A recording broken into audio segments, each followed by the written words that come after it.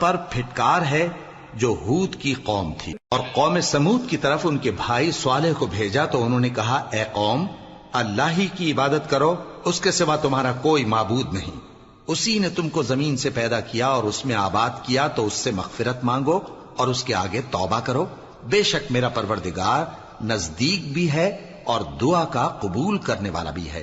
انہوں نے کہا کہ صالح، اس سے پہلے ہم تم سے کئی طرح کی امیدیں رکھتے تھے، اب وہ منقطع ہو گئی، کیا تم ہم کو ان چیزوں سے منع کرتے ہو جن کو ہمارے بزرگ پوجتے آئے ہیں، اور جس بات کی طرف تم ہمیں بلاتے ہو اس کی طرف سے ہم بڑے بھاری شک میں ہیں۔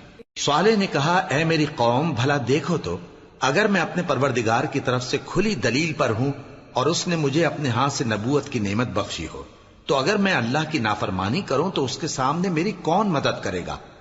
تم تو کفر کی باتوں سے میرا نقصان ہی کرتے ہو۔ اور یہ بھی کہا کہ اے قوم، یہ اللہ کی اونٹنی تمہارے لیے ایک نشانی یعنی معجزہ ہے، تو اس کو چھوڑ دو کہ اللہ کی زمین میں جہاں چاہے چرتی پھرے، اور اس کو کسی طرح کی تکلیف نہ دینا، ورنہ تمہیں جلد عذاب آ پکڑے گا۔ مگر انہوں نے اس کو کاٹ ڈالا، تو صالح نے کہا کہ اپنے گھروں میں 3 دن اور فائدے اٹھا لو، یہ وعدہ ہے کہ جھوٹا نہ ہوگا۔ پس جب ہمارا حکم آ گیا تو ہم نے صالح کو اور جو لوگ ان کے ساتھ ایمان لائے تھے ان کو اپنی مہربانی سے بچا لیا اور اس دن کی رسوائی سے محفوظ رکھا، بے شک تمہارا پروردگار طاقتور ہے، زبردست ہے۔ اور جن لوگوں نے ظلم کیا تھا ان کو چنگھاڑ کی صورت میں عذاب نے آ پکڑا تو وہ اپنے گھروں میں اوندھے پڑے رہ گئے، گویا کبھی ان میں بسے ہی نہ تھے۔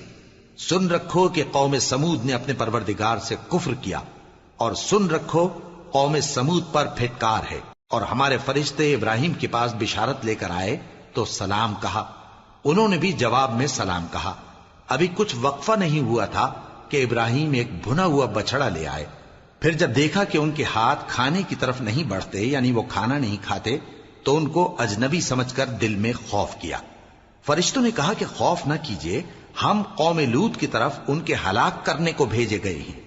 اور ابراہیم کی بیوی جو پاس کھڑی تھی ہنس پڑی، تو ہم نے اس کو اسحاق کی اور اسحاق کے بعد یعقوب کی خوشخبری دی۔ اس نے کہا اے میرے بچہ ہوگا، میں تو بڑھیا ہوں اور یہ میرے میاں بھی بوڑھے ہیں، یہ تو بڑی عجیب بات ہے۔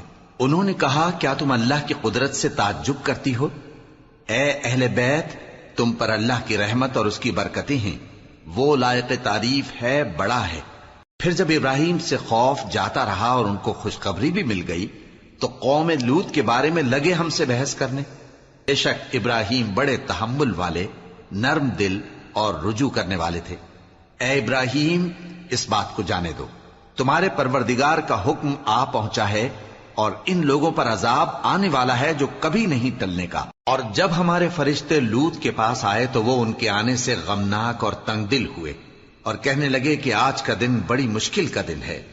اور لوط کی قوم کے لوگ ان کے پاس بے تحاشا دوڑتے ہوئے آئے، اور یہ لوگ پہلے ہی سے انتہائی بےہودہ حرکتیں کیا کرتے تھے۔